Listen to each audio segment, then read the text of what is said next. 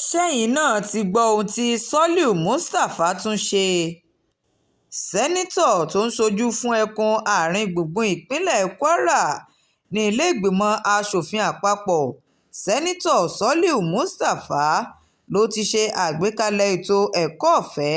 lọ sí ilé-ẹ̀kọ́ gíga fásitì fún àwọn akẹ́kọ̀ọ́ tó ń lọ bíi 200 níye. Nígbà tó ń ṣíṣọ lójú ètò náà tó pe àkórí rẹ̀ ní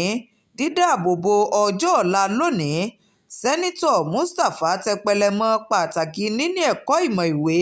tó yè kooro, tó wá rọ àwọn tó jàǹfààní ètò ọ̀hún láti fojú sí ẹ̀kọ́ wọn kí wọ́n ó sì wúlò fún àwùjọ, tí ó wá rọ̀ wọ́n láti jẹ́ adarí rere lọ́jọ́ ọ̀la tó ní ẹ̀yin ni gómìnà lọ́la, sẹ́nitọ̀ lọ́la, mínísítà lọ́la àti ọ̀jọ̀gbọ́n lọ́la ní ìpínlẹ̀ Kwara. Bákan náà ni Sẹ́nitọ̀ Mustapha tún kéde láti fẹ ètò ẹ̀kọ́ ọ̀fẹ́ náà lójú sí i, tó sọ ọ́ di mímọ̀ pé wọ́n ó bẹ̀rẹ̀ sí ní máa pín fọ́ọ̀mù WAEC, NECO àti JAMB fún tọdún 2025 lọ́fẹ̀ẹ́ láti ṣe ìrànlọ́wọ́ fún ọ̀pọ̀ àwọn akẹ́kọ̀ọ́ ní ìpínlẹ̀ Kwara kí wọ́n lè láǹfààní sí ilé ẹ̀kọ́ gíga, tí ó wá mú dá àwọn olùkópa lójú wípé ọ̀pọ̀ èèyàn ni yóò tún jàǹfààní ètò ọ̀hún lọ́dún 2025 tó ń bọ̀ yìí. Ẹni tó jẹ́ alága níbi ètò ọ̀hún, Ọ̀jọ̀gbọ́n Shuaibu Ọba Abdulrahim gbóṣùbà sàdánkátà fún Sẹ́nitọ̀ Mustapha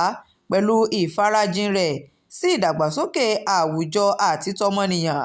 Lára àwọn tó tún péjú pésẹ̀ síbi ayẹyẹ náà ni Ọ̀jọ̀gbọ́n Binta Sulaiman tó jẹ́ alága fún ìgbìmọ̀ ètò ẹ̀kọ́ Soliu Mustapha Foundation àti Ọ̀jọ̀gbọ́n Abdulrasheed Nalla tó jẹ́ gíwá àgbà tẹ́lẹ̀ rí fún ilé ẹ̀kọ́ gíga fásitì ti ìlú Àbújá àtàwọn èèyàn jàǹkànjàǹkàn míì. Shakirat Arówólò Nurudeen ló jábọ̀ ìròyìn fún iléeṣẹ́ Atótó Arére Online.